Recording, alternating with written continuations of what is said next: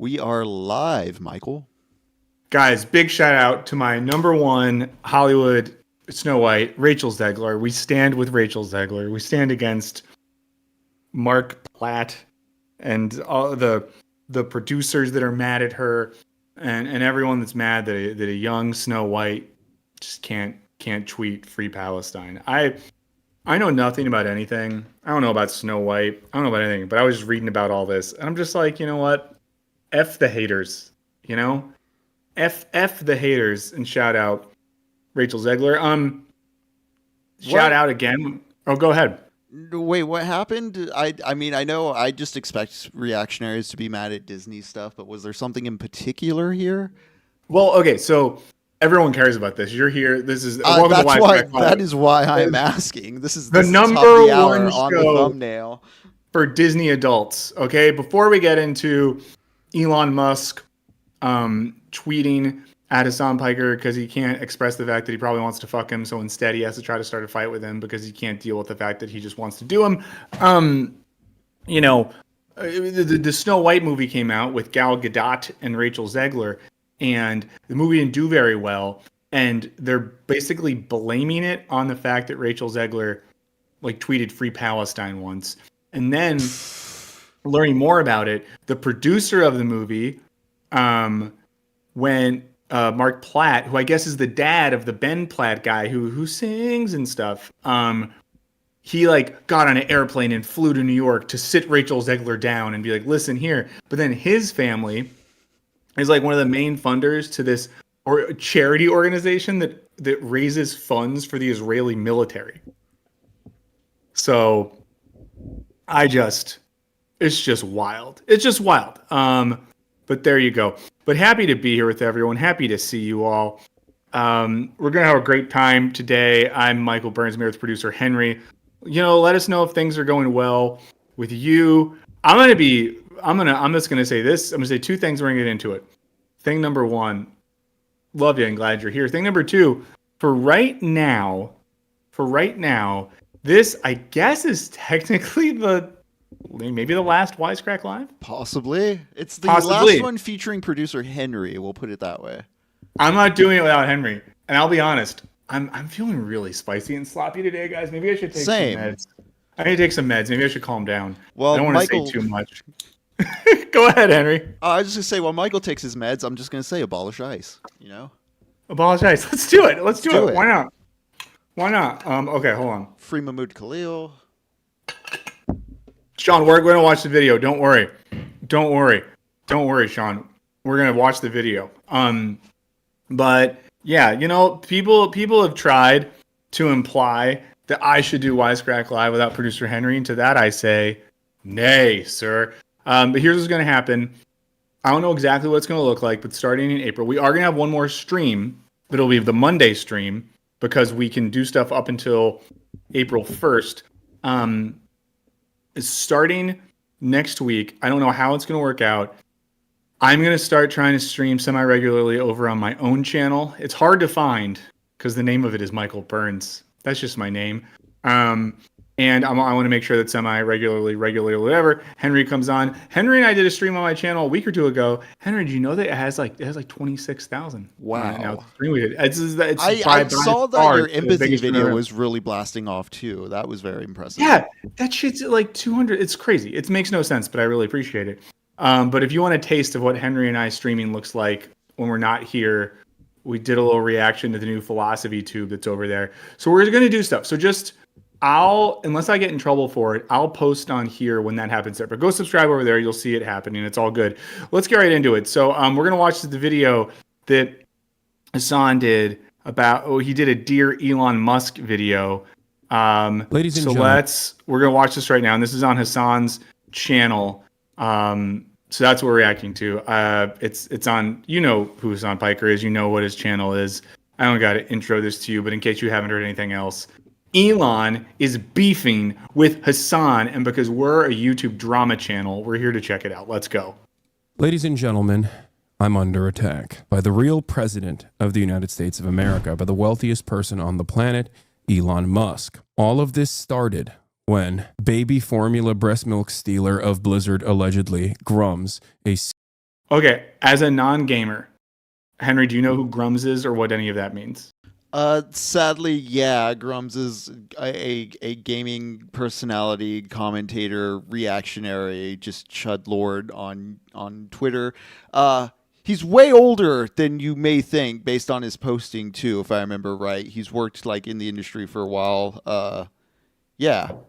Okay, that's all I need to know. I appreciate that. 60-year-old man decided to post this. You can tell a lot about Ubisoft at Ubisoft with how much money they are throwing at terrorist platforming streamers. Elon Musk, being the absolute loser that he is, that spends way too much time on his own platform that he purchased for incredibly narcissistic reasons, turned around and replied to it saying, Hasan is a fraud. I just wonder a fraud at what? Then he doubled down, double tweeted, and said sellout would be more accurate. Objectively, he's promoting a terrible game just for the money. I'm not going to pause that much, but I got to say this. We really need to step back for a second, guys. We really need to step back and think about one thing here. Elon Musk, richest man in the world, who owns the car company and the spaceship rocket company, and who's functionally running the U.S. government now. And early on, I was kind of hesitant about the President Musk stuff, but we now have enough data to know that in many ways he is running the U.S. government. He is doing all this stuff. He's running Doge and all this stuff. He is taking time out of his day to engage in Twitter spats over gaming stuff and streamer shit. It's insane. For additional context, Grums is like an ex-Blizzard employee. I believe there's a famous story that he drank someone else's breast milk they were keeping in the fridge for their baby.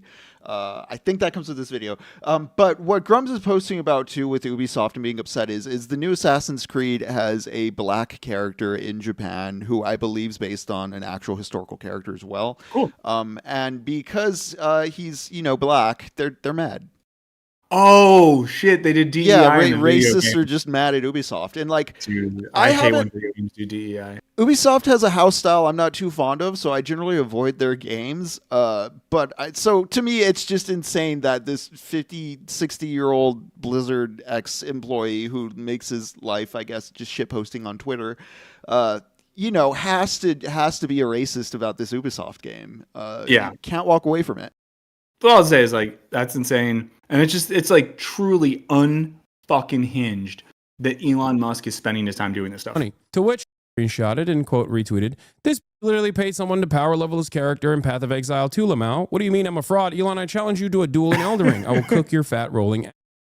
The reason why I said that is because Elon is not a real gamer, but a fake one. And also because From Software games are the only games that I'm above average competent in. Even though I am not the best gamer, Elden Ring is one of the games that I am decently good at. Elon Musk is also reportedly power leveled his Path of Exile 2 character to a degree where he was one of the top players, allegedly, in the entire planet. All of this was, of course, revealed by Crip and Quen and the work that they put in. Elon Musk basically exposed how fraudulent he was in that process. But okay, translate that really simply to me, Henry.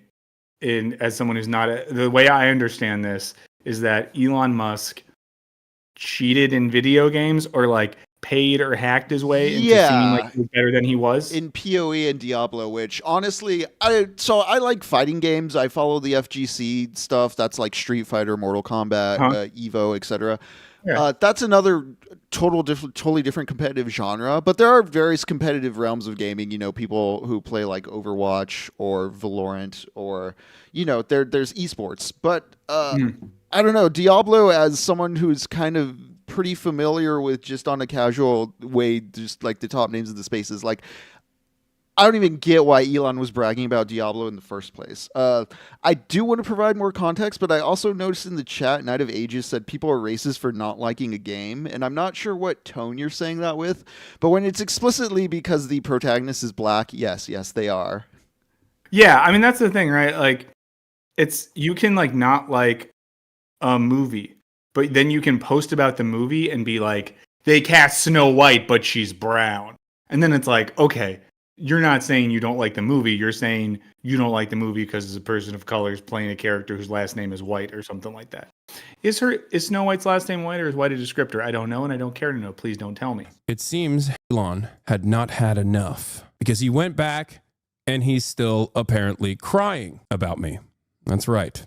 He turned around and called me a chicken R word. Again, it's crazy that someone who, again, is like running the government is out here just saying the R word on Twitter. 60-year-old man, That's how you by know the way, the dude's friendless. just so you understand. Seriously. Nobody pays Elon to play Path of Exile 2. How much money do they pay you for Assassin's Creed Shadows, says Grums. These are the real shills and grifters. To which Elon Musk replied, Hasan is such a chicken R word that he blocked me. And then he double tweeted again.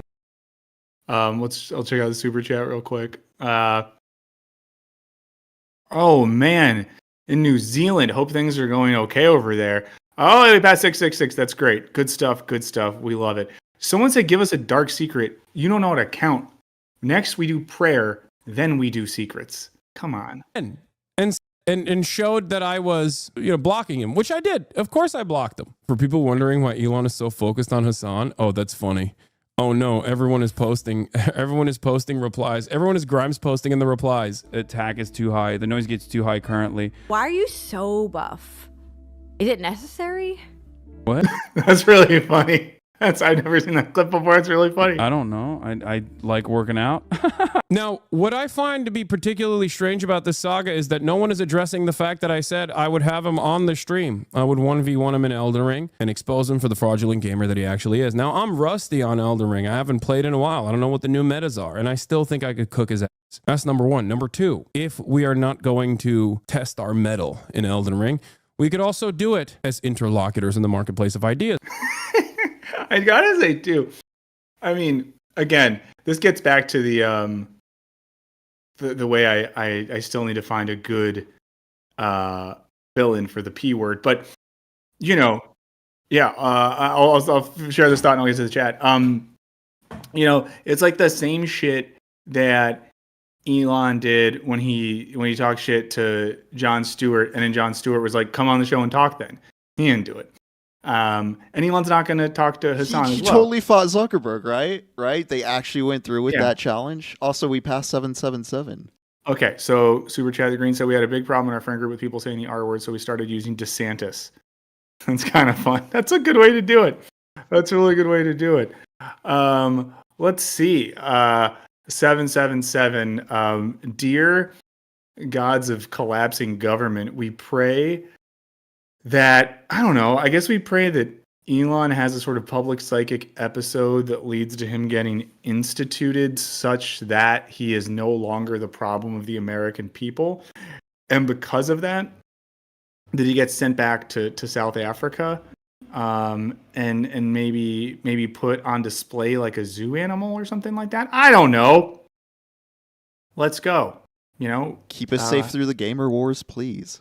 Yeah, okay, let's get back to this. Yes, I respond. A 60-year-old man who's the wealthiest person on the planet and yet still a ginormous narcissistic crybaby with this. I said, yeah, I blocked you out, Elon Musk, because you bought this website and you forced everyone to see your dumb tweets 7,000 times a day. Why do you think I'm afraid of you? Come on the stream if you're such a big man. Wait, yeah, pause when... Elon Musk, noticeably, has refused to respond to me at all. Perhaps it's because I've blocked him. So, in the interest of fairness, I will unblock him so he can reply to me directly if he chooses to do so. I know this video came out like yesterday, so do we have any intrepid reporters in the chat who know if anything else has happened? Is a coward and narcissistic and thin-skinned. I will most likely subsequently block him once again because, as I said on this tweet, I hate seeing all the posts that he boosts on purpose. It is so annoying. If he actually had something interesting to say, if he actually had something worthwhile to say, perhaps I would not have issues with his tweets, but he tweets so much instead of running any of his many companies. That's all he does, as a matter of fact. And as you guys know, I've talked about how Elon Musk... And note that this was 3 hours text there. If you ever think that you have a problem with social media or you think you post too much, and you might, look at how much Elon Musk tweets and then turn on the news and see how much he's doing and things he's interfering with geopolitically. It's truly wild. Is something that I truly love. Okay, secrets. Let's see. What's a secret? Oh, I remember the one I told last time. That was a good one. Let's see. Another secret that I have never told anyone. once I jizzed in my pants in 8th grade. Holy shit! I was monitoring chat when you said that, and I was just what the. You know that age? I don't know. I'll I'll leave it at that. I jizzed in my pants in school, 8th grade. I didn't know what happened. It was sort of like a wet dream, but I was awake. It was really disturbing. It happened in what was her name? I forget the teacher's name, but it happened in English class. Okay, let's get back to it. Because his attitude in broad daylight is single-handedly destroying the myth of meritocracy. Because if someone as stupid and as thin-skinned as Elon Musk can be the wealthiest person on the planet while demonstrating that he doesn't do anything real, then I truly hope that one day many Americans will start recognizing that perhaps these billionaires didn't actually work super hard or super smart for their wealth. That's it. Jabri also had a funny tweet on this. The richest man on earth having a meltdown over a Twitch streamer just proves that no amount of money can make you any less of a loser. I still, to this day, like there are people who are, I guess, vaguely members of the Wisecrack audience in that they engage regularly. And I like negative engagement. Why not? Who are constantly like sticking up for Elon Musk and talking about why he's smart and all this stuff. I'll never get the psychology of young men, I presume they're men, who are so obsessed with Elon Musk and think he's such a good boy. I understand the psychology of like, you have a favorite athlete and your friend at school says the athlete you like is bad. And then you say, no, he's good or whatever it might be.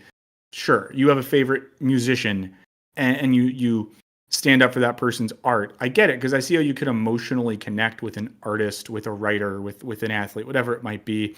And then you sort of aspire to possess the same talent or skill that that person does. You build your sense of personal identity in relation to that feeling so that when someone else attacks that person, you feel like they are attacking you to some extent. But I can't imagine where you're at psychologically that your psyche is so intertwined with that of the Musk that when someone attacks this terrible person, that you feel like you are somehow being attacked, like you feel like your existence doing whatever you're doing in your uncle's basement is somehow, you know, related to what Musk is doing.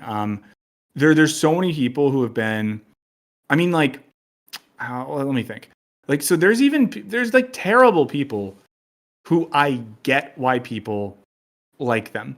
There's terrible musicians or actors or whatever. I get why people like them because they have a certain swagger and a certain coolness, even if they're absolute pieces of shit. But Elon Musk isn't even cool. Like, there's nothing about him that's right. cool. Usually, like, there's a certain transgressive side of like a celebrity that's like looked away from because they're doing the transgression. It's like they're getting away with it. Like they make it look cool and sexy. And it's like Elon's not really getting away with anything besides like, I don't know, maybe some financial fraud shit with the way he's constantly like taking government money and flipping businesses.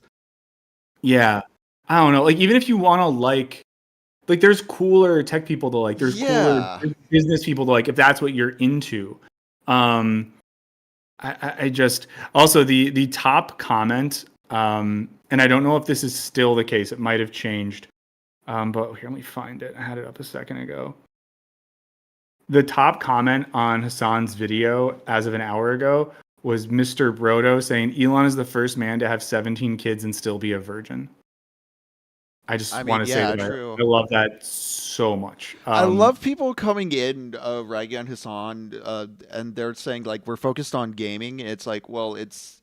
I mean, Elon's the one that started hollering about it. He's the one that faked the whole thing and is like using it as a badge to impress the nerds that give him permission to do the things he does. Well, and this is, I mean, I'll let you for the younger folks out there. A conversation I have sometimes with my older millennial friends is that there is this generational divide where people that grew up fully on the internet do this thing where they like will talk shit online or challenge people to do stuff or whatever, but then abstract from it in a way like it's not real. Like Elon will say all this stuff and Hasan's like, okay, let's do it. Then he won't do it. And it's weird to say this because Elon, of course, isn't Gen Z, but I guess in a sense he has the psyche of one. No, it's not fair. Gen Z is pretty cool. I don't want to associate him with you guys. But that whole thing, like if you say a thing, you gotta do the thing. If you say, I'll fight you, I'll debate you, I'll play, what, you just gotta do the thing. And then if you talk shit and someone comes back at you, you gotta be ready for it. You gotta be there. I don't know. Loser. This is the Elon Musk saga. My challenge is still simple. Elon Musk, come on the street. Someone in the chat said, "Why is Hasan wearing an XXXL flasher raincoat?" Whenever I see, like, I was out over 1,000. Okay, here we go. When I was at a show the other night, a really good show by a band, by the way. For people that like kind of experimental music, look up this band SML, capital S, capital M, capital L. I was at their show the other night, and I saw a young man, looked like he was having a great time, but he was wearing kind of like a trench coat. And I said to my buddy, all right, did I say this out loud or did I just think it? I'm not sure.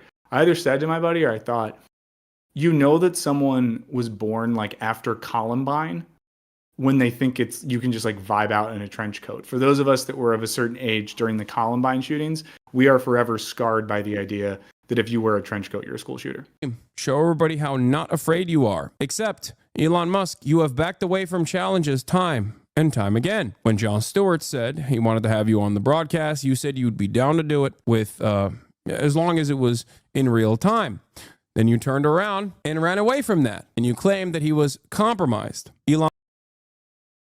Oh, Musk seemed to quickly back off, repeatedly attacking the Daily Show host as very far left propagandist. John is too set in his ways. He used to be more bipartisan. Musk wrote off one of his follow-ups. This is the new like era of cowardliness as well, and I don't know how just we set in his ways.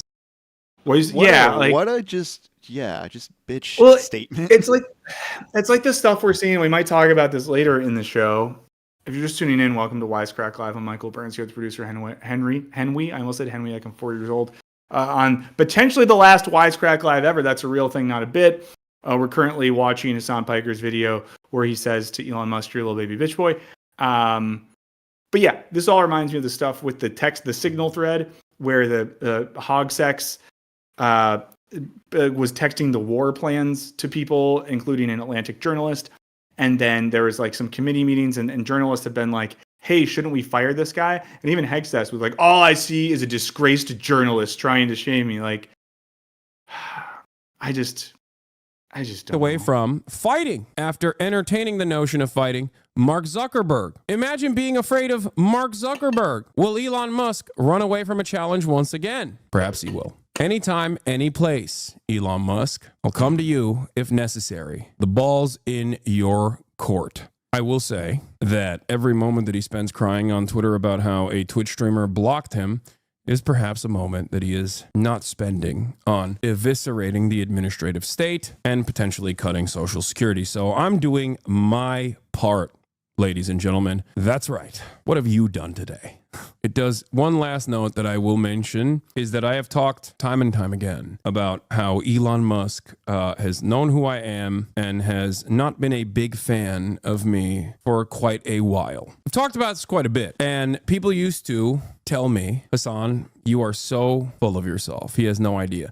I knew, because of sources that I cannot reveal, that Elon Musk has actively had a grudge since I had his baby mama friend. Ooh. Wow. Of the show Grimes on the broadcast, where she said this. This could perhaps be one of the reasons as to why Elon Musk has been so angry and so resentful about. I've never seen this, so I don't want to, tease. I'm not trying to edge you guys, but I'm so curious to see what was said. My existence for quite some time. Because the attack is too high. The noise gets too high currently. Why are you so buff? Is it necessary? What? I don't know. I like working out.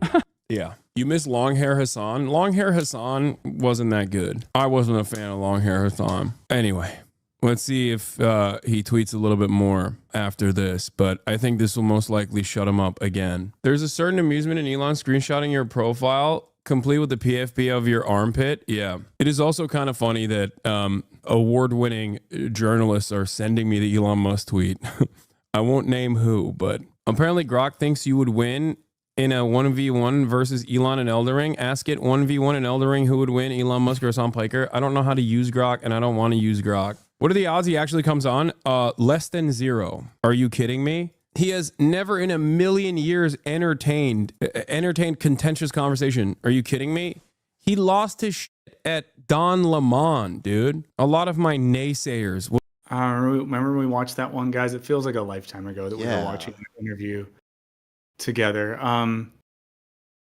I just what else do you say about the human terror that is Elon Musk? Would much stick to their own platforms and cry over and over again rather than talk to me directly. It's actually rare that he mentioned you. Yeah, yes and no. He has in the past, but only tangentially. This is one of the first instances where he's like directly mentioned me. So you said if they kill the company, it's them. But doesn't the buck stop with you? I mean, you're on. I have to say, choose your question carefully. There's 5 minutes left. Odds on if he's watching the Choose your questions carefully. stream right now, there's a likelihood. Okay, but so Is this the question you want to ask? The same question is you said that they are killing the company, but you're the head of the company. The buck doesn't stop with you?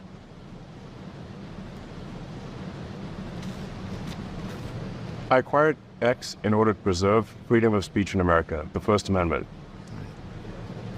And I'm going to stick to that. And if that means making less money, so be it. I love the notion that he's a martyr, like the notion that Elon is a martyr and that he's martyred himself on the cross of free speech. Like, that's the line Trump keeps saying too. The whole he didn't have to do this. He doesn't have to do this for people. Now buy his fucking cars.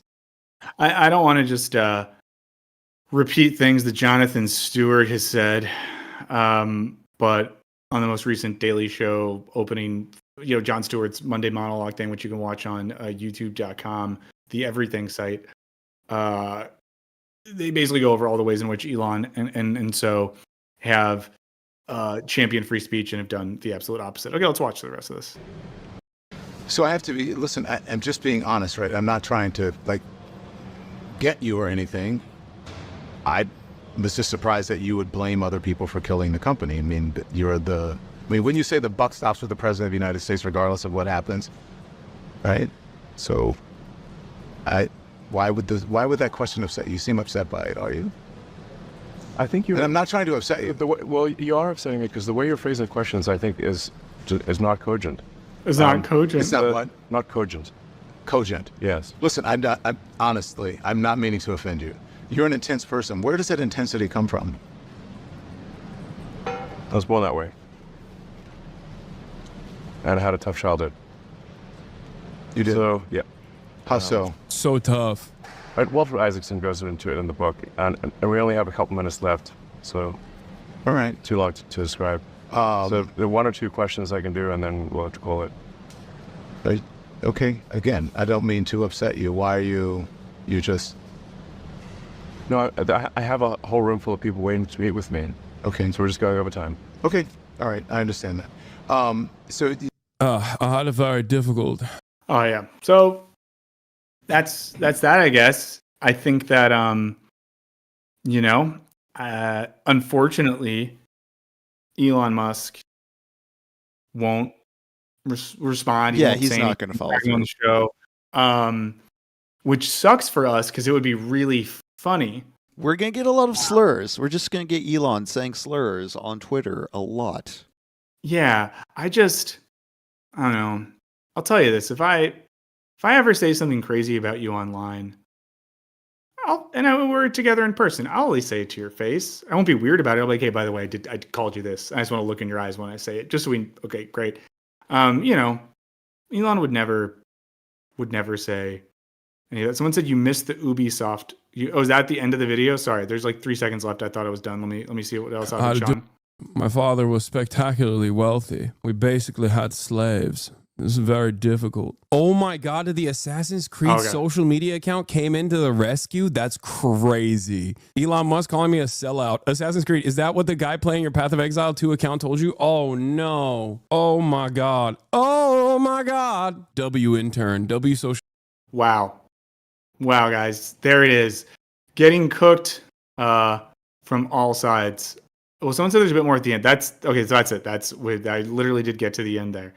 I don't think there's anything else that happened. I'm going to let me look on the Everything website and see if anything new came up since we've talked YouTube about it. really is the everything site. You can find so many useful tutorials for, Elon's daughter Vivian said she would go on Hasan's stream.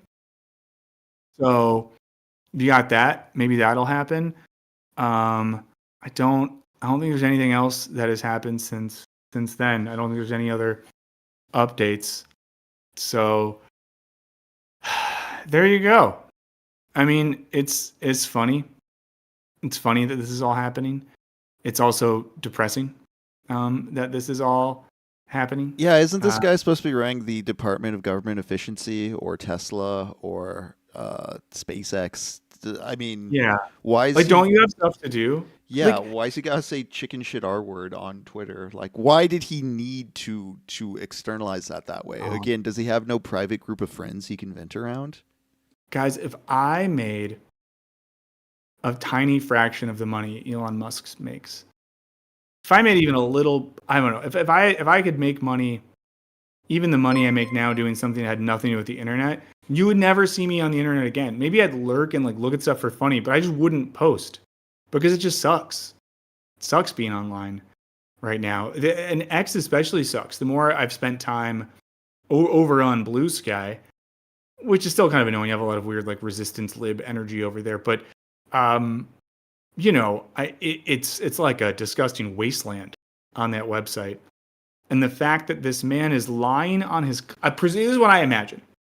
You can tell me what you imagine. I imagine Elon lying on his cot, like a sort of, olive green prison style cot, and wherever his office is in the White House, surrounded by security guards, wearing like his black MAGA hat, like kind of over his eyes, on his phone, just obsessively scrolling and making like a soft, constant grunt noise, something like a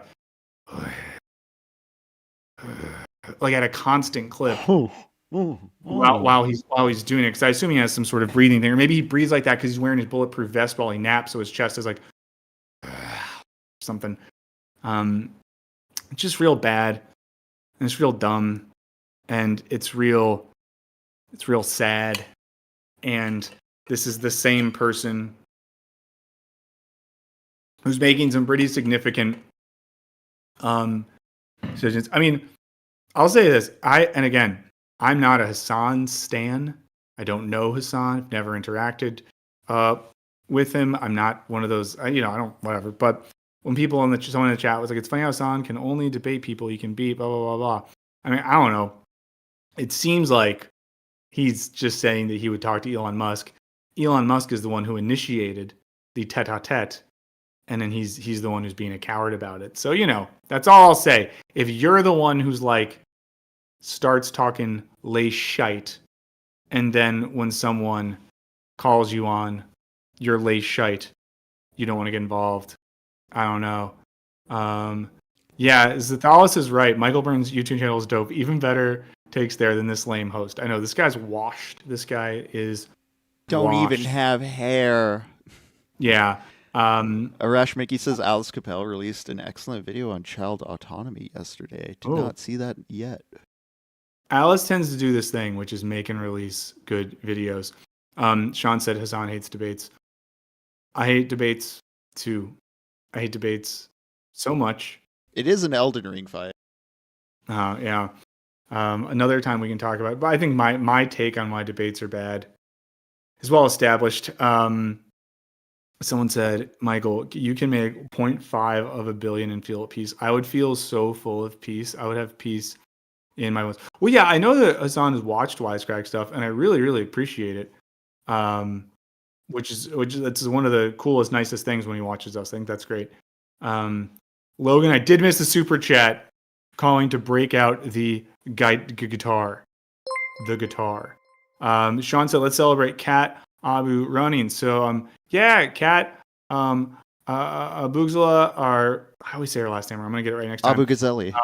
Abugazeli is running for Congress in the great state of Illinois. I would say, like, if you are someone who is at all, interested in getting some folks. Wait, is that someone I know? Sorry. I tried to find. Okay, guys, here's what I found. I was looking up cat, and then in looking for cat, I think I realized that someone I know from growing up is in Congress as a Republican. Okay, I can't let. Do you know anything embarrassing about them? I think I do. Can I tell you something really weird, guys? I'm trying to find Cat's like website, and Google will not show it to me. I'm not going to screen share now. I'm tempted to. I've been Googling every term you could imagine, and it's giving me like articles about her, all this stuff. It will not show me her website. Let me see if I can do. So I see her. I finally found it. Okay. But I just want to say it's so trash that Google is like that. I will say, and I'm going to do something. This is probably annoying. I'm not going to do it here. I'm going to do something soon, I think, over on the other channel where I'm going to do some sort of like funds matching thing where we'll do a stream and whatever you guys donate to Cat, I will match it. I don't know. I think if you have some money, it could be potentially worse. Oh, okay, never mind. That's not who I thought it was. Great. Okay. But yeah, if you have some money and you like the idea of things getting a little bit more progressive in the old United States government, you guys know Kat. She's been on the show. I think it's worth supporting her, worth getting behind her in that particular instance. Also, if any of you guys want to run for Congress, let us know. We'll support it however we can. Again, this is Wednesday, March 26th. It's 10:48 a.m. here on the West Coast. This is Wisecrack Live. Michael Burns and producer Henry on potentially the last Wisecrack Live ever. Maybe. We'll have to see. And we're talking about stuff. Let's look at this thing about the Trump administration texting out war plans to the editor of The Atlantic. For those of you who don't know, again, we do live in one of the dumbest timelines and one of the dumbest planets ever. So the current dumb news story of the week is that Pete Hogsuck, who's the Secretary of Defense, had a signal thread going with plans to bomb Yemen. Have a question for you before we start this, actually, now that I'm thinking about it. Is war too stupid for just the current speed at which we can communicate? Wait, is war too stupid? In the sense that like war is stupid. I'm going to put that, but just we've come to a point with our technology and just our understanding conceptually of like what we are as a species globally and how we talk to each other, that it's just so obviously like stupid. You get these weird slip ups here where you're seeing the group chat bestie stupid boys just completely screwing up what would have been like a huge operational thing even 50 years ago. Well, I want to hear your thoughts in the chat on this as well. My intuitive sense is that you are correct, Henry, that war is dumb. War is indicative of an era where the only way to handle stuff was beating people with sticks. I think especially preemptive political violence seems kind of insane. And I definitely think political violence perpetrated by those in positions of power and global dominance against those on the opposite side of things seems especially absurd. But yeah, I don't think, and again, I think there's examples of pretty significant nation states that have not engaged in war in quite some time. I think especially when you look at, and there's historians, I know some of you are historically grounded and probably know a lot more than me. Someone like Dan Bessner would know everything about this. But it's hard to think about recent examples, at least in the U.S. context, of wars and acts of war that are completely disconnected from some sort of imperial motive. Mm-hmm. Like, what are the examples of going to war that doesn't involve something like that. And I think one of the only instances in my lifetime where there was even a chance to act like there was something other than that, I guess, was the response to 9/11 because of the yellow cake that George Bush found. Yeah, Hermit64 said there's always money in the banana stand. Well put. But yeah, no, I think war is really dumb. And I think that something we're going to have to reckon with. It probably won't happen, but if we ever did have a president that was politically adjacent to, a Bernie type or an AOC or something like that, we'd have to reckon with the fact of like, well, would they perpetuate the existence of the American state as a warring enterprise? Yeah, the whole war economy. Yeah, Vinny Ladders brought up Hart and Negri. Michael Hart, Antonio Negri, very interesting theorist. You can look up their conception of empire, guys. But yeah, I think there has to be ways to imagine a large scale political future that does not involve military attacks and conquest. Evelyn says America still hasn't apologized to Japan. So let's look at this video that gets into how this situation unfolded. It's truly one of the dumber scenarios ever. And, another instance another reminder of why creating any sort of political satire is so hard right now. Because all the stuff that's currently happening is slightly dumber than the plot lines on the TV show Veep. I want to get in this. There's not a fight in the chat. Someone said, why would America apologize to Japan? I don't know. Kind of drop some atomic bombs on them. I don't know. How about this? Today's not the day to, in the chat, really figure out what we would have done in World War II. You're allowed to talk about any war, Vietnam War forward in this chat. We're not doing the Korean War, World War I, World War II, War of Independence, Civil War, We're not going to redo that. You can talk about Civil War, the movie, though. Okay, let's watch the video.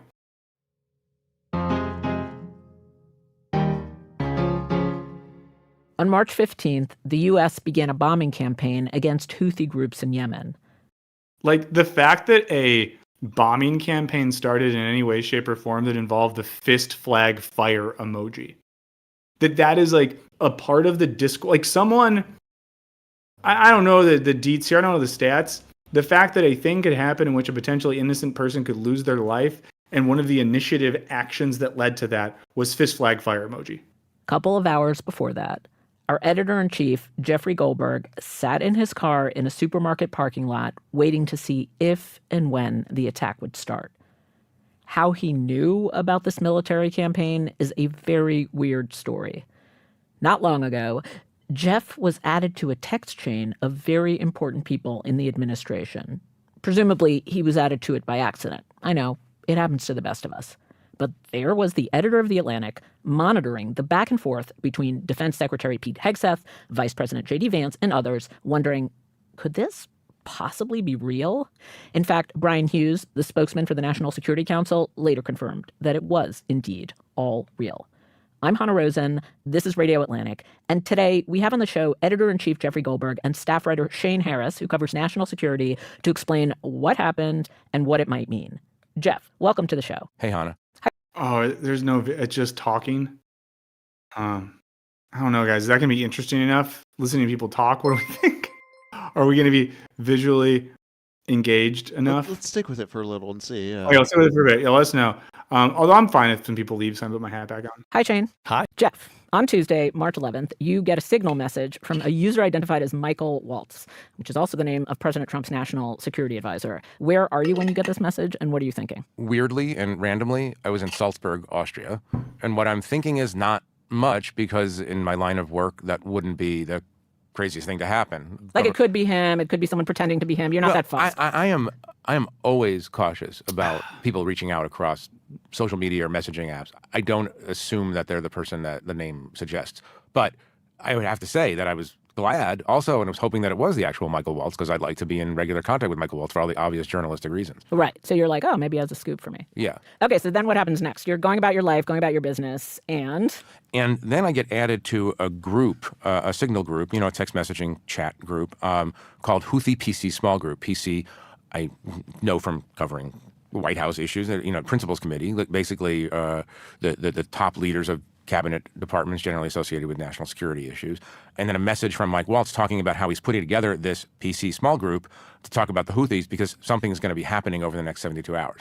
That's when I sort of think, honestly, the first thing I thought was, I'm really being spoofed. Like this is a hoax. This is a state or non-state actor, probably non-state actor looking to entrap. Shout out to all my non-state actors. Embarrass, whatever word you want to use, a journalist. Right. So you're on alert. Like, it's a little bit interesting, but also Anna, you're as on you alert. know, I'm always on alert. Yeah, okay. Oh,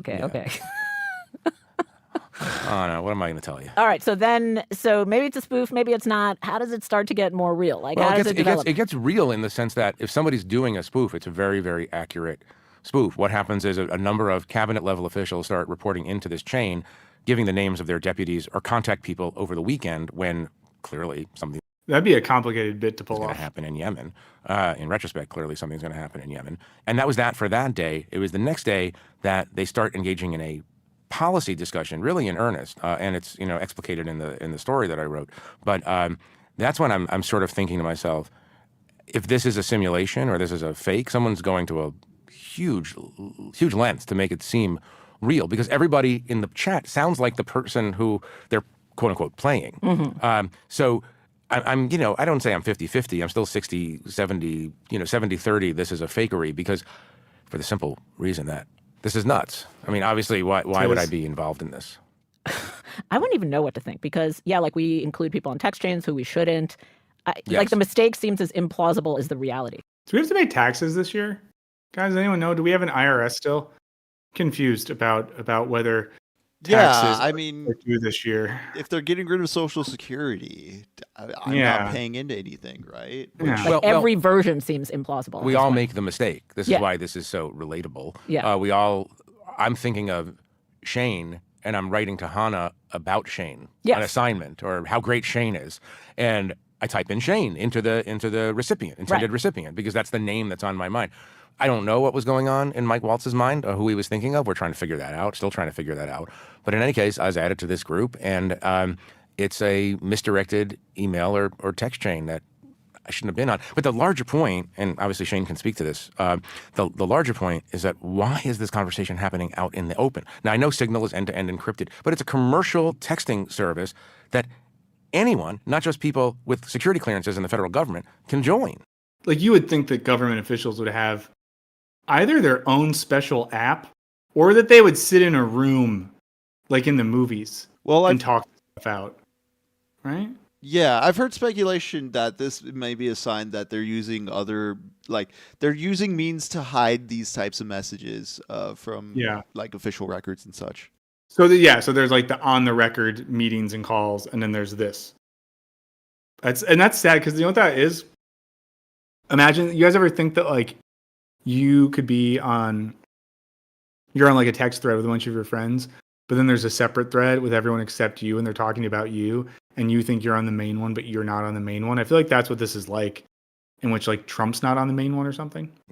So that's the essential danger, and that's, if you want to think about it, original sin. The original sin is communicating very sensitive information in a channel where you can mistakenly bring in, forget the editor of The Atlantic. You could have brought in a Houthi.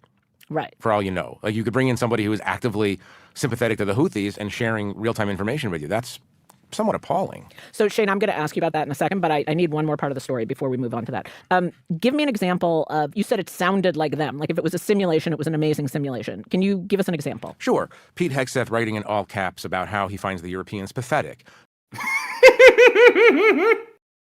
I love that that's the example. Hegseth, all caps, Europeans are pathetic. Dude, that guy, he really sucks. J.D. Vance sounding like a kind of quasi-isolationist, talking about why would we do this sort of thing? Europe should take care of this problem. It's not our problem. Trade conversations. The most interesting one, and the one that I thought, whoa, that really does sound like the guy. At the end of this chain, Stephen Miller, or I should say SM, a person identified as SM, comes in and basically shuts the conversation down and said, I heard the president.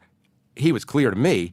He wants to do this. It was basically, and obviously this is really interesting, it's a conversation with not only the Secretaries of State, Treasury, and Defense, but the Vice President of the United States. And here comes Stephen Miller, Deputy Chief of Staff. Are you guys really still talking about the U.S. bombing of Japan in the chat? I guess I kind of respect if you all care that much, but come on. Ostensibly just Deputy Chief of Staff coming in and saying, everybody, very the Ian president Nushi. spoke. What I up, heard Perkins? it. Y'all need to just stop doing what you're doing. And then everybody kind of gets in line and like, all right, well, I guess we're attacking Yemen. It's so crazy that you're just watching this conversation unfold. Look, the White House has confirmed that this is an authentic chain, but we're still trying to figure out some aspects of it. I still don't know the identities of one or two people because they had their initials. So when we talk about them, I'm assuming that SM is Stephen Miller, but I'm not guaranteeing that to you. That's a good example of one person. On the other hand, obviously the one called Hegseth is Hegseth. So you heard Vance disagree with the president, which almost never happens publicly. That's interesting. Never. I mean, to be fair to all vice presidents and president, it never happens in any administration where a vice president is going to go out and I mean, of course, he didn't go out here. He thought he was. Actually, it's interesting because Vance is saying in the conversation, I don't think the president understands the ramifications of what he's doing. He's saying that to people who work for the president. It's kind of a bull. And it's funny. I mean, yeah, obviously Vance gets that he's dumb. You know, Vance gets it. Vance gets that he's dumb. But Vance is so soulless that he's willing to sacrifice any modicum of decency or character or anything just to be adjacent to power. Bold move. Yeah. To say Trump doesn't understand what's going on. Right. And now, if I'm just sort of, this is just speculation, but if I'm Stephen Miller and I'm reading that and I'm the enforcer, I'm like, okay, thanks, JD. Right. That'll be enough of that. Right. So some of the things are like overheard across the bathroom stall. You don't hear them in public. Other things are like exactly as you expect. Right. Other things are exactly as I expect. I mean, even later in the story, when after the first successful strike on the Houthis in Yemen. And that's when you know this was real. Well, then I know it's real because I was told beforehand that it was going to happen in my phone. And then 2 hours later it happens. That's pretty good proof that, you know, if somebody is spoofing this, then it's not some media gadfly organization. It's like that TV show, Early Edition, where the guy got the paper the day before. It's a foreign intelligence service that had knowledge of the U.S. strikes. Seems implausible. But then the part that really struck me as very Trump administration was the sharing of all these emojis, flag emojis, muscle emojis, fire emojis. Prayer emoji, which, you know, and it's like, by the way, I mean, it was, talk about relatable. It's like every workplace, I mean, this is what I actually thought when I'm seeing this come over the phone is, wow, every workplace is the same. It's like, big victory.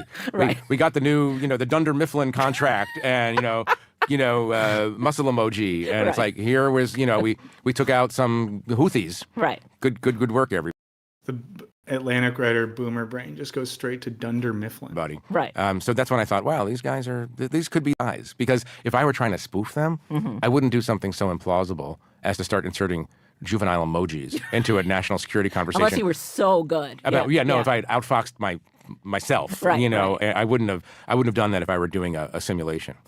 One more question about your reality. As all this is happening and you're starting to realize this might be real, are you talking to people about it? Are you in your own reality about it? Are you like, where are you? Well, I'm talking to certain colleagues, including and especially Shane, who's sitting next to me. Shane, who's been covering the intelligence community for a long while. And, you know, I'm talking to him from the beginning about this because I do need some reverb, some reaction to it because I've never seen this kind of thing or heard of something like this happening. But when I first showed him just the initial foray, you know, we're having a group, Shane was like, no. Somebody's trying to. This is an operation. I don't know who it is. I don't know why they're doing it, but this is an op. This is a disinformation operation because these guys don't do that. Okay, Shane, these guys don't do that. Why was that your first thought? What don't they do? Oh, Shane's going to get involved now. I mean, what they do is talk about who we're going to bomb and why should we bomb them. They don't do it on signal. And in the initial presentation of this that Jeff gave to me, I thought, well, this sounds crazy. Why would they be that reckless? Why would the National Security Advisor set up a group, call it, PC Houthi group, and then start adding these people? And it was actually kind of baffling too, because again, if this was a hoax, somebody was going to really great lengths to do it, which could happen. But I think sophisticated operations do happen. And then the question was, of course, like, why? To what end? So where is this going? And then as it went on, I think it became, like as Jeff said, increasingly clear that the needle. At what point does this stuff become less interesting when there are zero consequences for it. For example, if this happens, 3 years ago, and some of Biden's guys were signal chatting, and they included, a writer from the Wall Street Journal by accident, and that leaks. Like, I'm pretty confident that Republicans in Congress would ride it all the way into the ground. They would absolutely demand a resignation, maybe even more. They'd go really hard. I mean, we're seeing a version of that yesterday and today. Congress is like, they're currently trying to cut funding or any public funding or grants to PBS and NPR. For those not in the States, PBS is like a publicly funded, but not fully publicly funded television station. NPR, National Public Radio, underwritten by corporations, funded by listeners, and they also get some money from the government, but it's not like a BBC thing where it's fully funded by the government, not even mostly funded by the government. And I would happily pay a TV license for us to have something like that. Oh, for sure. And Marjorie Taylor Greene and co. are basically trying to get these things shut down because of their bias. And, with stories like this, it's one of those things where, like, the Atlantic gets to be like, hey, our writer caught this and we've exposed this thing. And that's true. And the Jon Stewarts of the world and the Rachel Maddows of the world and whoever can report on this and basically say, like, look how terrible this is. And that's true. And we could talk about this and people online can post about it.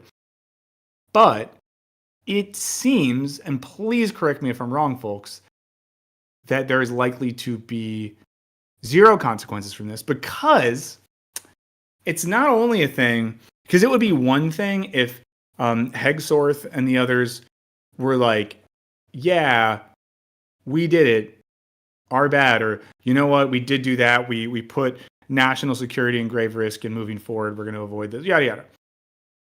But the one thing I saw from Hegspike is that he just started slandering Goldberg, the reporter, in response to it. So when we have this climate where their playbook is do whatever the fuck they want, if confronted with the fact that they did stuff that's maybe not good, sort of deflect, deny, depose. It's one of those things where I worry that it sets up the next 4 years as another media cycle where, a dumb thing happens, a bad thing happens. We all talk about the dumb thing or the bad thing, and there's zero consequences, and the dumb and bad things keep happening. And then it's like, at what point are we, just pointing at our screens, getting excited while the world continues? Yeah, like White Flags 2 said, I mean, the bomb still happened. And that's the thing too, right? It's sort of like it's not like this leaked and the response was sort of, oh my God, we're going to bomb. We shouldn't bomb. It's not, you know what I mean? Like, Democrats weren't like, we should stop bombing people. The response was, don't be so dumb that you put reporters on the signal chat. Graf Snuvikover in the chat said there need to be consequences. Yeah, probably should be. What's up, Jackson? Yeah, Jackson, they made us get to Raw Dome. How devastated would you be if Hegseth was secretly a deadhead?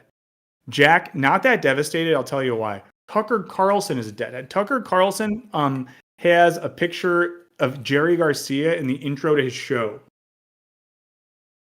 Motherfucking Ann Coulter, deadhead. All sort of stuff. Amini Hasan in the chat's bringing up the video on hypernormalization. I mean, yeah, the reason we made the video on hypernormalization, check it out if you haven't. The reason we made that video on hypernormalization, currently available on youtube.com/wisecrack,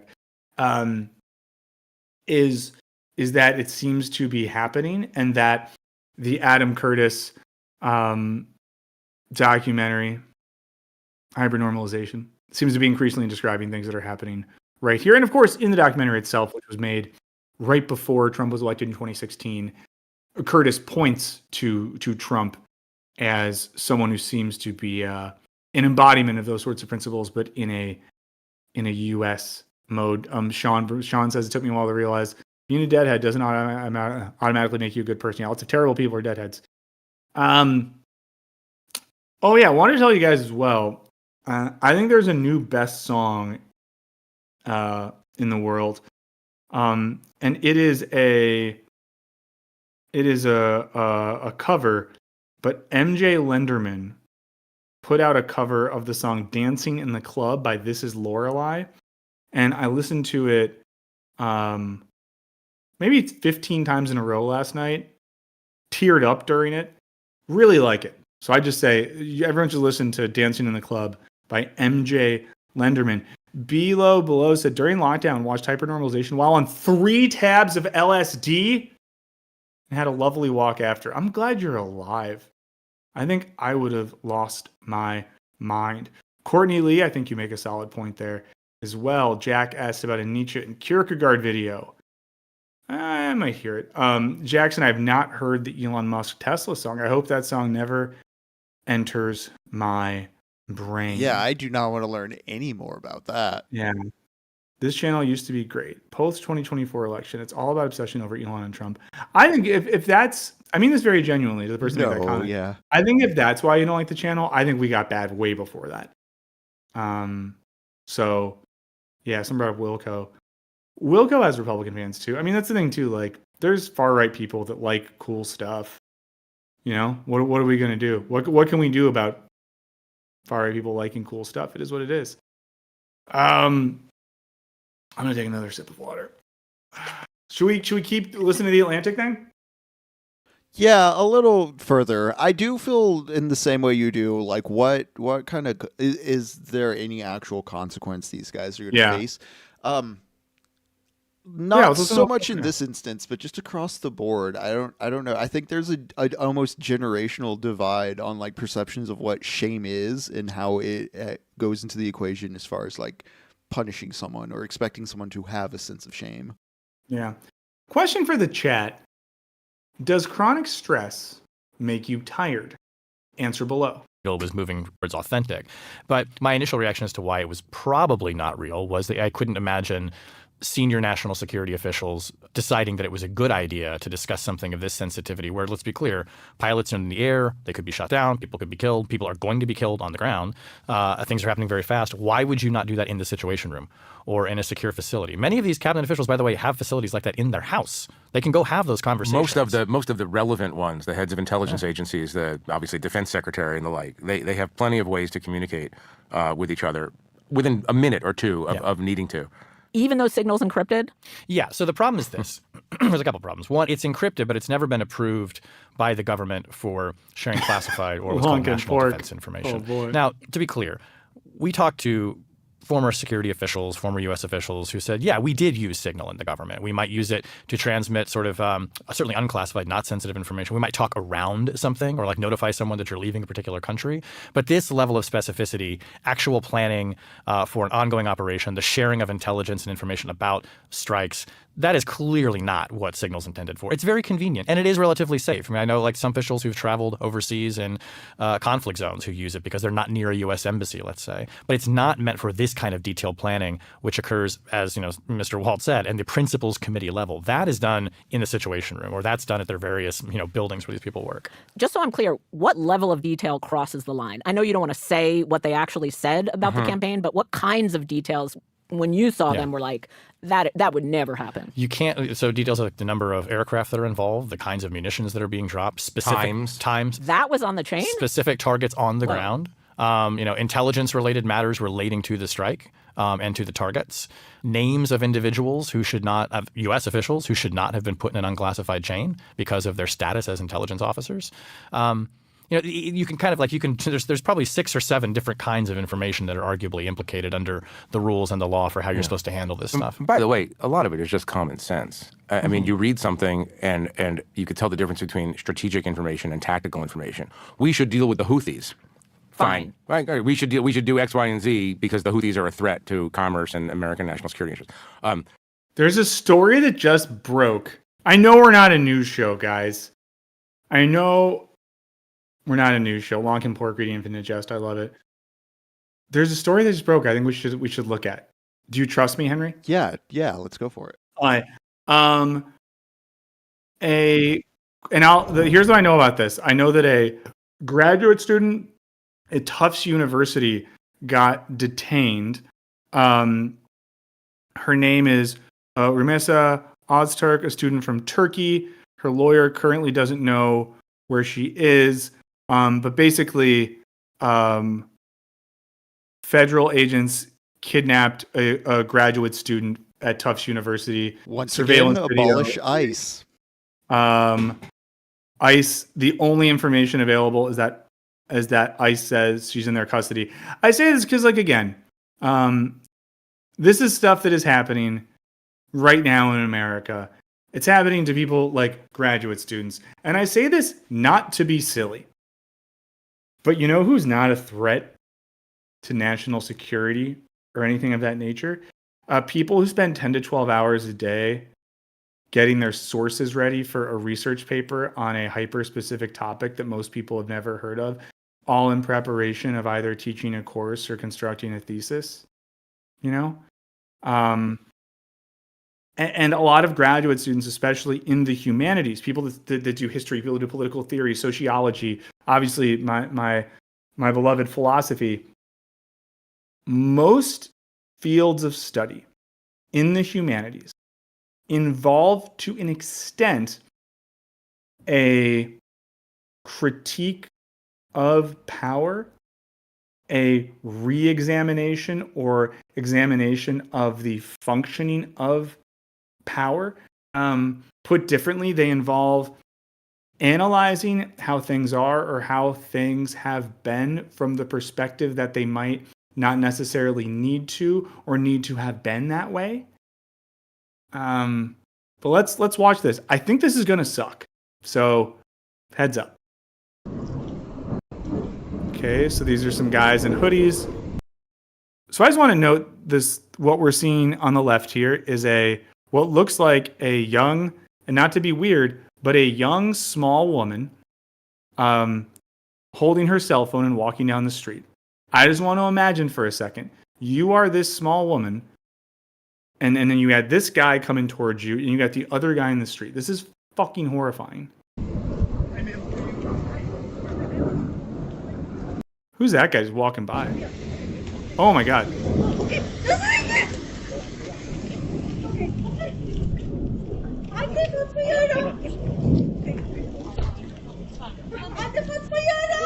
So she's on the phone and they're ripping her AirPods out.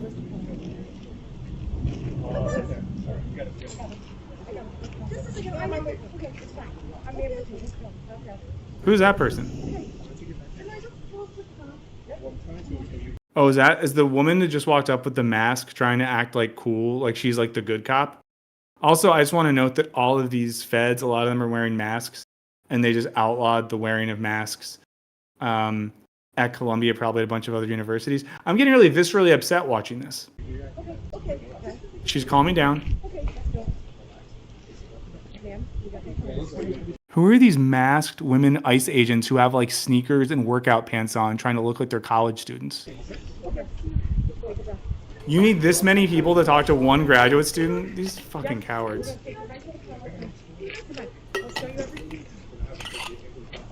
What are they doing?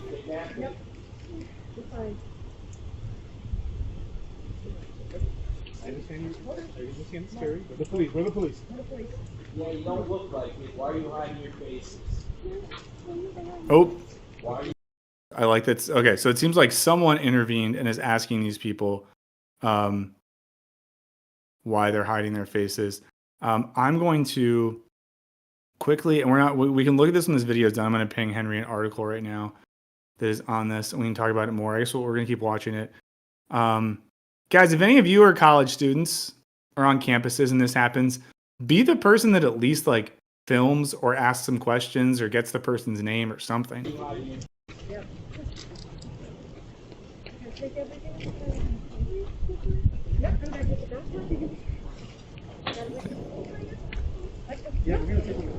What the fuck?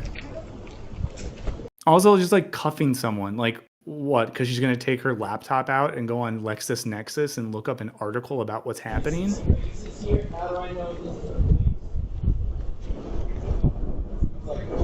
Like, did anyone pull out a badge or identify themselves? Fuck, man. So this happened yesterday. They're putting her into a van. Can you just imagine how terrifying that would be? And not to like border on narcissism or whatever. I don't know. I was a grad student that lived in a foreign country and was there on a foreign visa and researched and wrote about things that were counter the interest of like the British Empire.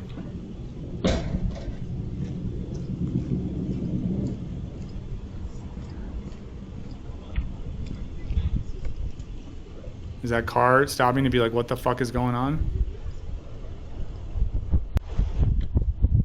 So she's in that car. Those guys get there. Okay. I would say horrifying. I would say one of the more upsetting things I've seen in quite some time. I would say I'm very mad.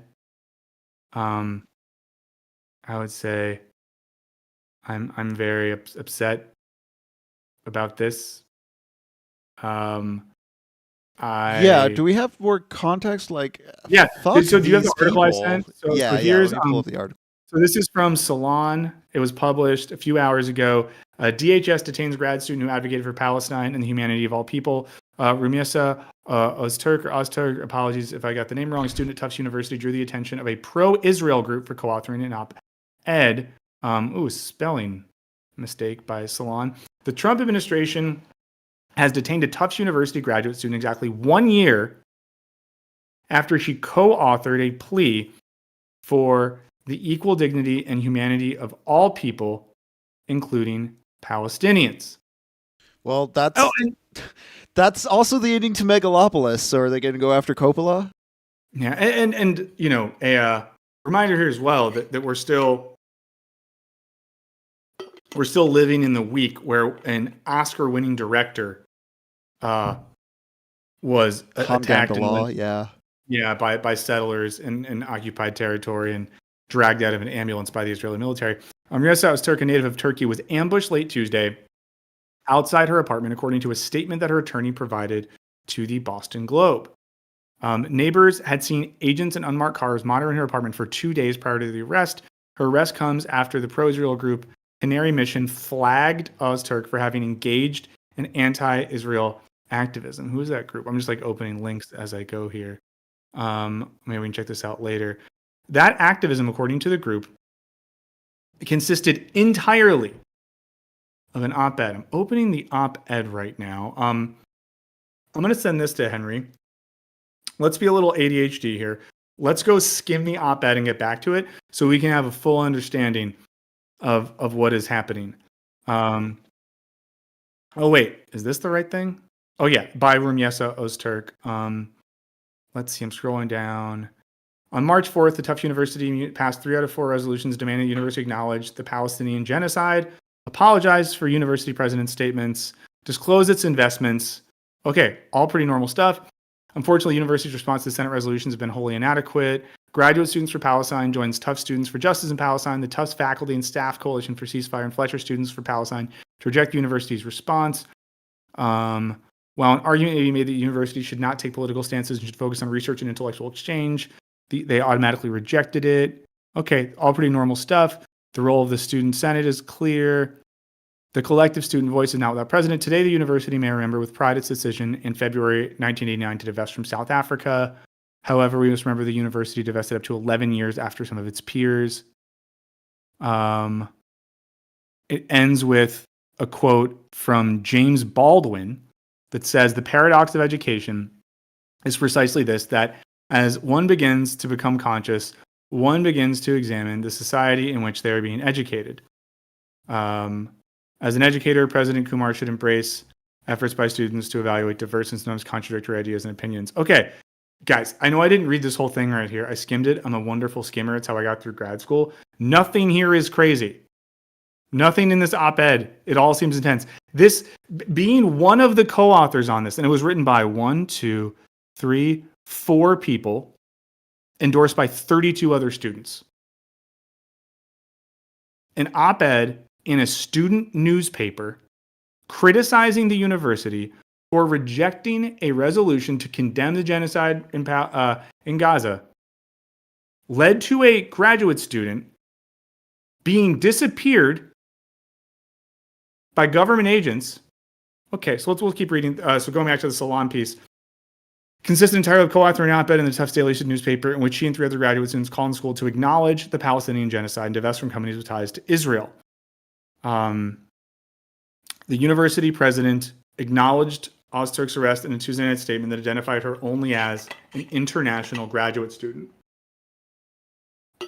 From what we've been told, subsequently, the student's visa has been terminated, and we seek to confirm whether that's true. I've never heard of this university president before, but fucking shame on you for not in any way, shape, or form standing up for a student or standing up for education. The more that university presidents and people like this let the goddamn government and ICE agents come in and arrest and apprehend students, the more we are fucking dismantling systems of education in this country and abroad that make fucking democracy. I'm sorry I'm swearing so much, guys. They make democracy possible. If we don't have institutions where people can safely learn, explore ideas, and challenge systems of power, then I don't know what we have. And if our academic institutions are just places that sort of kowtow to authoritarian leadership, well, then we're really screwed, guys. Then we're really screwed. From what we've been told, subsequently, the student's visa has been terminated, blah, blah, blah. Department of Homeland Security did not respond. The lawyer said her client was on an F1 student visa, was heading to meet with friends to break her Ramadan fast when she was detained. Oh, cool. Thanks for doing it as well during a holiday for her religion. We're unaware of her whereabouts, have not been able to contact her. No charges have been filed. Great. As of Wednesday morning, the Immigration and Customs Enforcement detainee database identified her as being in ICE custody, did not list a location. Just to imagine for a second if you're this person's family, friends, community. Your friend doesn't show up to break fast with you, and then you learn that her visa's been canceled, she's kicked out of the university, and she's being detained in an ICE facility.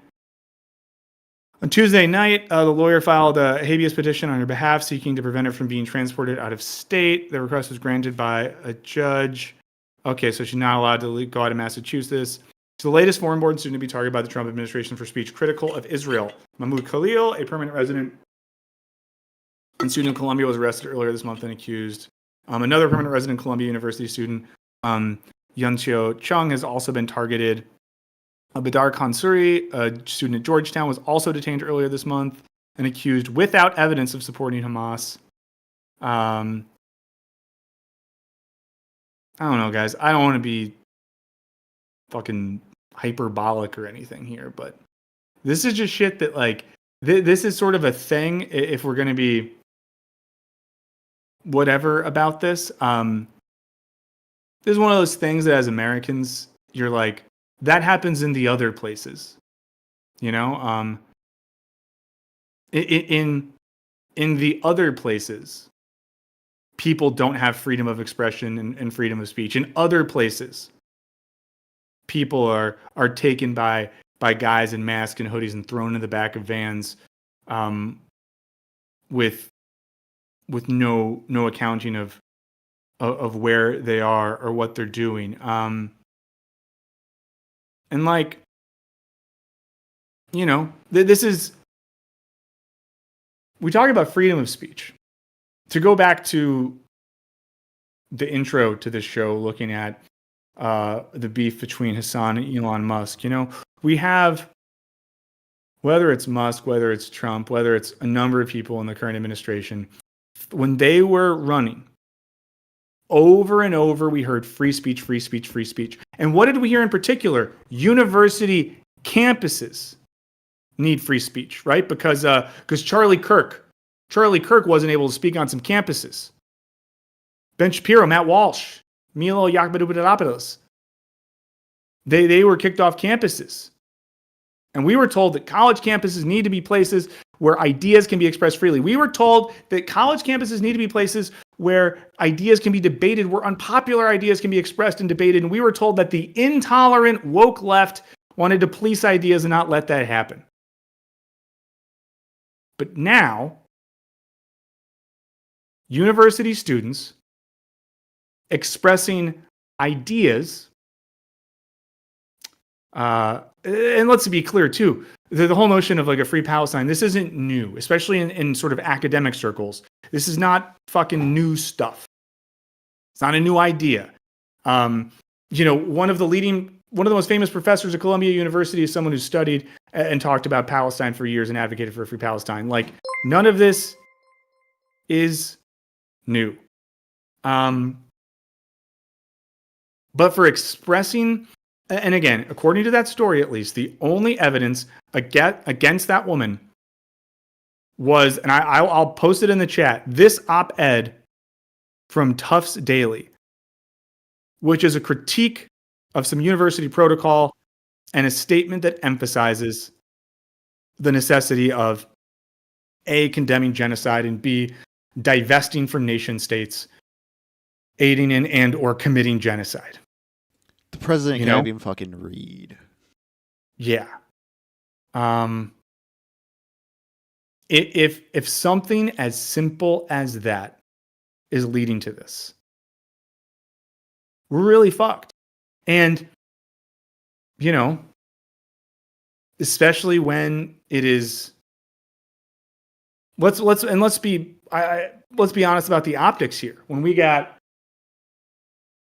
and this is just from what I can tell from the grainy security images, when we repeatedly have masked white U.S. agents with guns forcibly arresting and removing brown students with books. That's what we're talking about here. We have the white guys who probably have fucking Punisher tattoos and guns, who need all of their friends to round up because of this scary brown student who has read books. And now we live in the world where sort of paranoia, hatred, and guns are what's true, and sort of critical thinking, curiosity, and books are what's scary and bad. Someone said, did the stream freeze? Okay. I really don't know what else there is to say here, but I do think, guys, like, you need to be real careful. You guys are at universities, and if you guys have friends who you think could be at risk of shit like this, get their back. Do whatever you can. But this is Gestapo shit, and I think there's a temptation sometimes, and I feel this temptation. I feel this temptation sometimes to be like, well, I can't be hyperbolic. I can't compare this to that thing. I can't compare this to that thing. It's not Germany in the 30s. It's not Chile in the 70s. I don't know, guys. I don't know. But as someone who, again, went to grad school with a lot of people who were brown folks from the Middle East who were studying things with a critical lens, I don't know, this shit is just tough. Someone asked for a palate cleanser. Yeah, we can try. I don't know quite what a good palate cleanser would be here. Other than to say, at a certain point, there's going to have to be, one would hope, some sort of organized response by some people in our government. If there's not, maybe us. But it's stressful. I'll palate cleanse with this. For the time being, this is the last Wisecrack live. I feel like the Harris hole would be offensive. I don't know, for some reason. Just see that for more news drop something, but yeah, if we want to talk a bit about shutting down the channel, where that's going. We'll talk about that, and we'll watch something for a second before we go. But just a reminder, we did talk about this before. The whole thing is going on in our little world is Wisecrack is Jesse Wells. Jesse Wells, fun, rap news, SML, MJ Lenderman. We get I really, you know what I wish? I wish we could play some tunes as a palate cleanser. Someone says your government is complicit. They're not complicit. They're doing it. It's worse than that. You know what I mean? Like, it's not that our government's complicit. It's just they're literally doing it. They're the bad guys. That's a good point. Is on our playlist, Henry, is there any Harris on there now? I do have I have the one from about the USA using like games to train for war. What's it called on our playlist? For some reason, it's in German. Oh, hell yeah. Okay. Well, let me say this and we'll watch a little bit of Harris just in sort of like a symbolic way. You guys know this I've talked about before. Wisecrack, owned by a company called Enthusiast Gaming. And the long and short of it is the Enthusiast Gaming's priorities are creating content in the gaming space for gamers, and we are not considered, to really be a part of that or a big priority. And they're redoing some stuff, and these things happen. And as part of that, some budgets got moved around, and basically we don't have a budget to make stuff like how we used to, so we're having to pare down our stuff. I'm gonna put something in the chat right now, and then I'll pin it because this will be where we'll do some streams in the future. But basically, for the time being, what we're gonna do on the Wisecrack channel is we're gonna keep putting out videos, and we're gonna do a couple videos a month, and they'll still be good, but they're gonna be the same. Like, we're gonna be putting out a couple videos that are the same as the videos we've been putting out in terms of quality, in terms of who's working on them, all that sort of stuff. But we just don't have money to really do anything past that. And in the meantime, we're not totally sure what's going to happen long term. I really like streaming. I like hanging out with you guys. I like hanging out with Henry. That's one of the reasons I started my own channel, so I can keep doing that. So yeah, check it out. There's going to be stuff going on over there in terms of streaming stuff. Videos will still be on Wisecrack. It kind of just like it's an it is what it is thing, and I don't know how it happens. But I'll tell you, I shouldn't tell you this. Here's what I see. Either Wisecrack might get. Someone else might invest in it or acquire it or buy the channel. People keep bringing up Twitch. I'll figure it out. I'm just more of a YouTube guy, I know what I know, but someone might acquire the channel. They might want to take us onto their team. And if you have a Wisecrack membership on YouTube and you do it for stream stuff, I would cancel it. I'm sorry that's the case. I mean, because there's not going to be much of a use for it now if that's primarily the reason you're using it. But so someone else might put some money into the channel and things might go back to normal. Like that is very much a possibility. Absolutely a possibility. It's a possibility that the channel continues to run in a minimized capacity. And it's a chance that all good things must come to an end. Those are the possibilities. We'll see what happens. Let's watch a little Harris for a second, and then we'll be on with our day. Harris in German. Why the military plays games to prepare for war. Island. Yes, if in fact there was an unprecedented attack. They don't pay us money for the protection, I'm standing on a giant map at CNA, getting ready to play a game. Harris gets to stand on a big map because he did not cum. Game about war. This has to be so cool for him. A delicate piece looks a little more fragile. Today I'll be assuming the role of the leader of China. I am presumably the leader of the PRC right now. Okay, amazing. And Sam, the creator of our channel Search Party, is playing the leader of the United States. I, China, have just invaded Taiwan, and I have troops there. It's been 90 days, and now Sam has to decide whether to respond. Bomb him, Sam. How?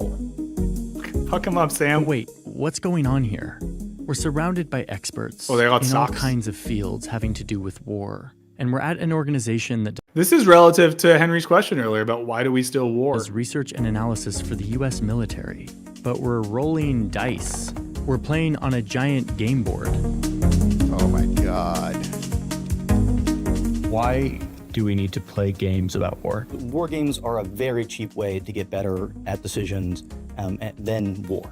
Militaries spend millions of dollars on designing and playing war games. And I came here to understand why. Here's the US military gaming out World War II battles before they happened. Here's the Vietnam War, the Iraq War, and lately they've been gaming out what might happen if China invades Taiwan. That's Wait, what is we're that doing how we today. won Vietnam? War games, they're effective. That's why we're so That's why successful. that's why that 20th war century. went Yeah. so well. Yeah. Now, this has always struck me as odd that we play games for war. So I asked CNA if I could come do one for myself to see what I could learn. So let's see how this face-off goes, using this giant map. And in the process, we'll learn why militaries play games.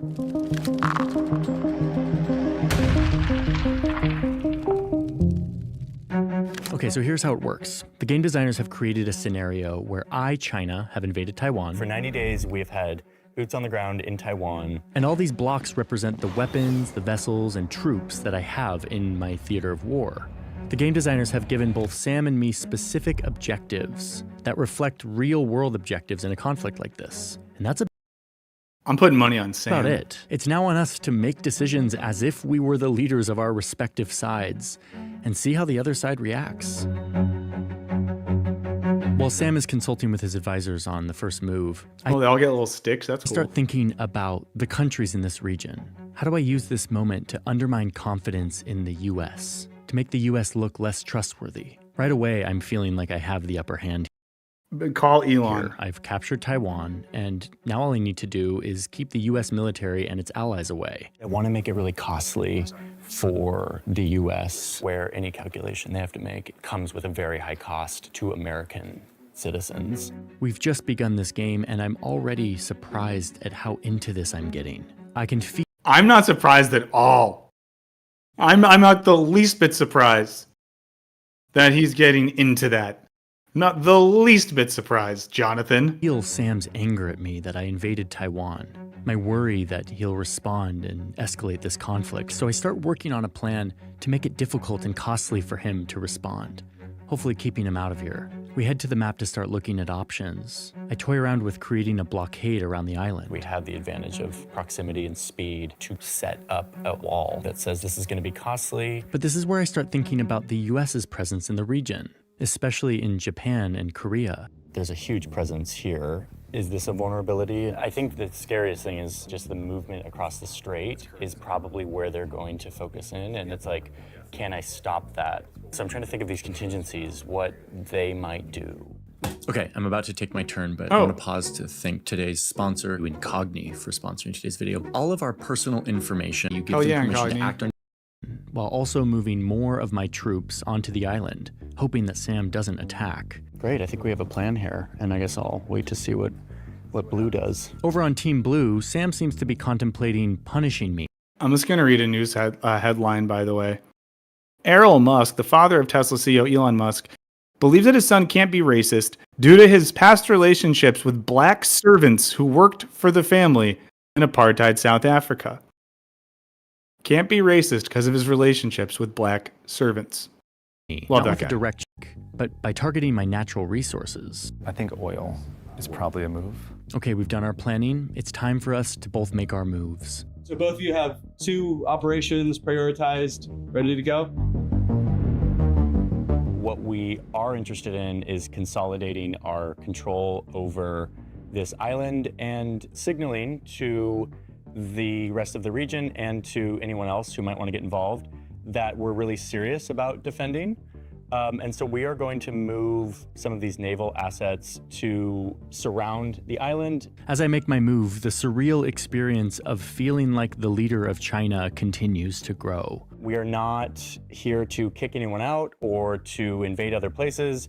We are simply here to realize our role in the region as the leader of the region, and this is our way of demonstrating that. And we hope it does not escalate into anything more than it needs to. Okay, here comes the response from the... If I played the war game, I would just write "give peace a chance" with all the letters on the middle of the board. The U.S. China did an act of aggression. We are basically going to show them the ramifications of that. We would like to choke their natural resources from the Indian Ocean. The U.S. military begins stopping ships that are bringing oil to China. This is their punishment for my invasion of Taiwan. And this is when I realized the Democrats' big response thus far to the text thing is tweeting that Hexas must resign. that what matters here isn't just how I respond to this, but what narrative I tell the rest of the world that gets them on my side. Storytelling is so important in a war like this. There's no international legal basis for this behavior. The U.S. is a lawless, hypocritical state that bullies its adversaries. What we're trying to do here is to show them that they've made an error and that we have multiple ways to punish them. I'm kind of riffing here, but soon I find my narrative and I start to hit it. Alyssa just ordered incognito and you don't know why. Wow. I think, well, man. I hope no one gets mad at me for this, but never mind. You know it's good or you know it's bad when even I don't say it. Hard. I'll tell you guys something later. Messaging to the world that this kind of behavior of bullying our commercial ships and our energy resources is threatening the whole global. I like the line coming out of his sock. I decide to move some Navy ships over to this important choke point in the global economy. Hell yeah, let's get involved in the Middle East. Djibouti, where China has a base, from which I can monitor the flow of goods and resources to my region. We will move a ship over to Djibouti here. It's not intervening in any way, it's just here in case things get a little more real. I'm particularly interested in what do the countries also in the South China Sea and... What do we think, Henry? Is there going to be like a war with China? We're going to have a war with China? I mean, I think what we're seeing here in this video is that war is less, rah-rah battles, dudes with guns running each other on the field, and like the management of like global logistics. And in that sense, we kind of already are. Like we already have the political innuendo from all our politicians as far as like being competitive with China goes. So, yeah. Does that make war even scarier and dumber in that it's just like nerds who don't even think about human life and just move little things on the board? I mean, yeah, because that's another thing too with like the gamification of war and the pre-planning is like they're not planning, at least from the objectives we see here in this video, like for say a population migration due to a radical climate shift in the global south, or maybe they are in just a very cynical way, but I mean, it's all imagining like it's a testament to wanting to keep the status quo preserved as far as like the global economic logistical economy goes. It's not so much we're imagining like new ways of doing things. It's like, no, how do we practice managing this violence? Yeah. In East feel. They're worried that China is expansionist, and they much prefer the U.S. to continue to be the one policing free trade in this area than have China suddenly play that role. We roll the dice to determine how other countries in the region are reacting to all of this. What's Australia going to do? The tie means that we adopt the assumption that the neighboring countries are split. The game adjudicator, who's kind of the referee, helps move things along in a realistic way. Yeah, there's an active debate in the Southeast Asia It's wild how having long hair makes me immediately assume someone's cooler than they might be. Region over who. And I guess it's like the opposite. I hate how like dudes with bald or shaved heads now are just assumed to be like Cybertruck drivers. Who is the right guarantor of their safety? Tensions are rising here as we go back to our advisors to plot the next move. And while we do that, let me briefly get you up to speed on why we're doing this in the first place. Turns out that playing games about war has been around for a while. Ever since Matthew Broderick did it. Okay, guys, you can finish this on your own if you want. This was meant to be a palate cleanser. We'll see you guys on Monday. Reminder that this is the last Wisecrack Live for now. Someone said bald heads are a red flag for sure. But that's the thing, right?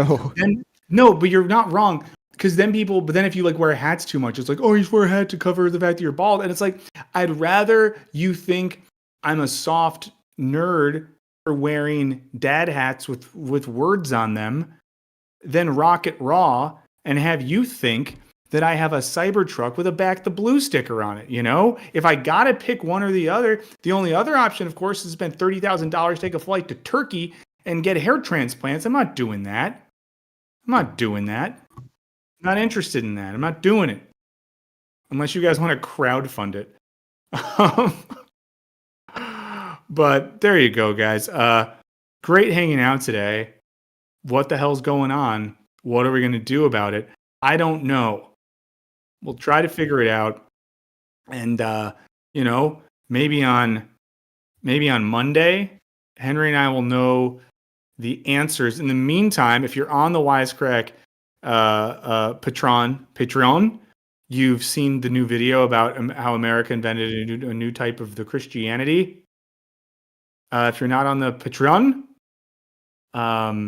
it's going to hit the channel on Friday, like normal. So there you go. Thank you so much for hanging out with us today. We appreciate it. We loved being with you. We hope you love being with us about a quarter as much as we love being with you. Take care of each other and yourselves. We'll see you Monday, and then never again. Bye. Take care, y'all.